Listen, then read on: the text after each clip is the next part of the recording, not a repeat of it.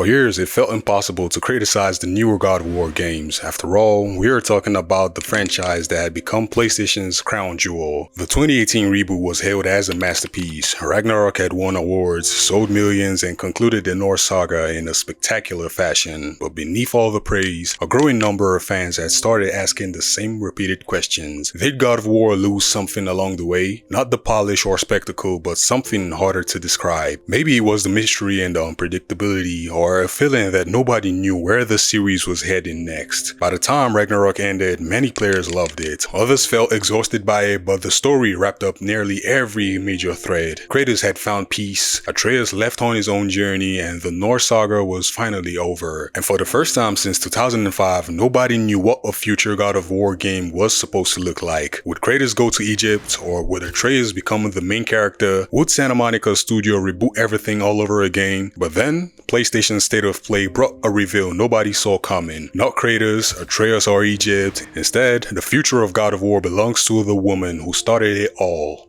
Laufey, the mysterious giant whose death launched the entire Norse saga, and after 20 minutes of gameplay, it suddenly became clear this wasn't just another God of War game, this might be the boldest risk Santa Monica has ever taken.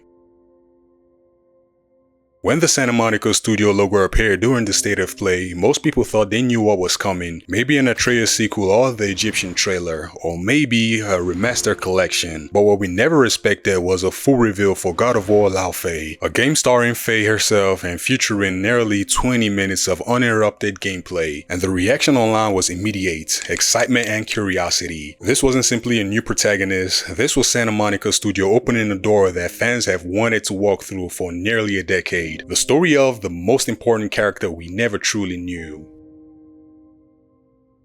One of the smartest things about the reveal was that it didn't try to sell Faye as a female Kratos. Instead, the gameplay immediately established that this is a completely different style of God of War. A much needed return to the older God of War games. You see, where Kratos feels heavy in the newer games, Faye feels fast, just like the older games. Where Kratos dominates battlefields, Faye dances through them exactly like the older games. And where Kratos breaks enemies, Faye outmaneuvers them. The reveal shows her moving through massive ruins, chaining together acrobatic attacks, magical abilities, and sword combat. A true return to the older God of War gameplay roots, and honestly, this might be exactly what the franchise needed.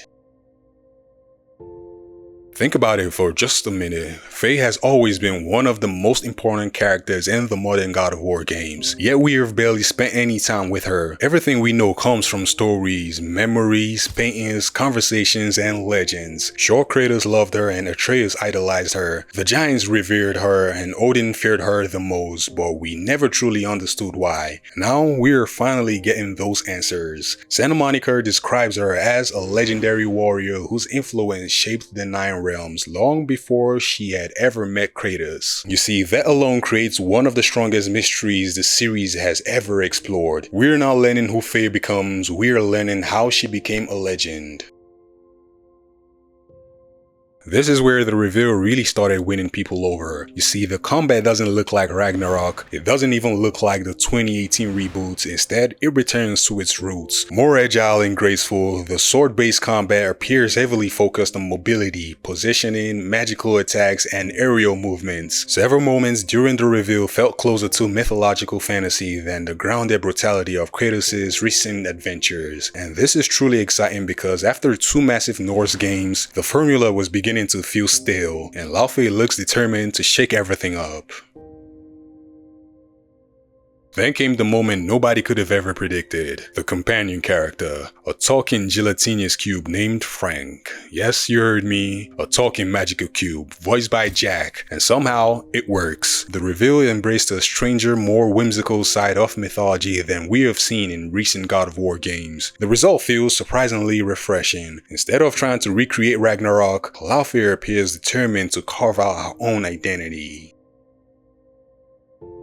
Buried beneath all the flashy gameplay was the setting. Faye awakens in the mysterious realm where different mythologies converge, potentially bringing together worlds beyond the Norse saga. This could be the bridge that finally connects God of War's future, not through Kratos but through Faye. And suddenly, the possibilities become endless. Egypt, Japan, entirely new mythologies, new gods, new monsters, and new stories. And for a franchise that many believed had reached a natural ending point, this is a very exciting place to start.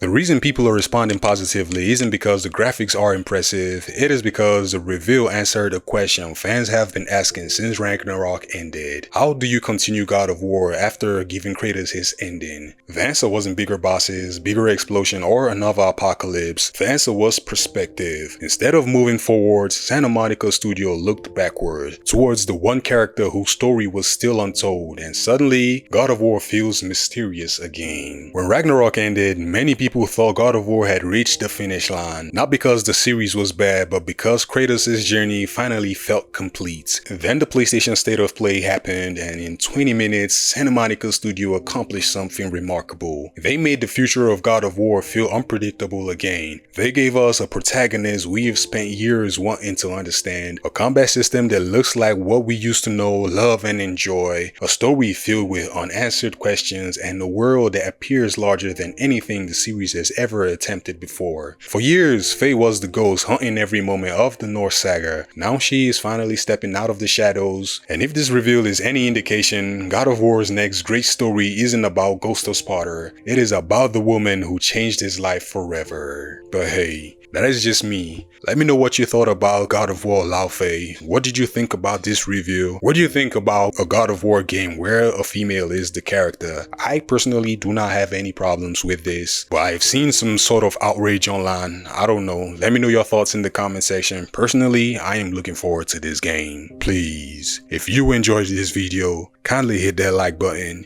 hit that subscribe button, and hit that notification bell icon so you can get notified when I upload videos like this, as I am trying to hit 1K subscribers by the end of this year.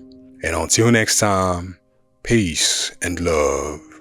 Incredible.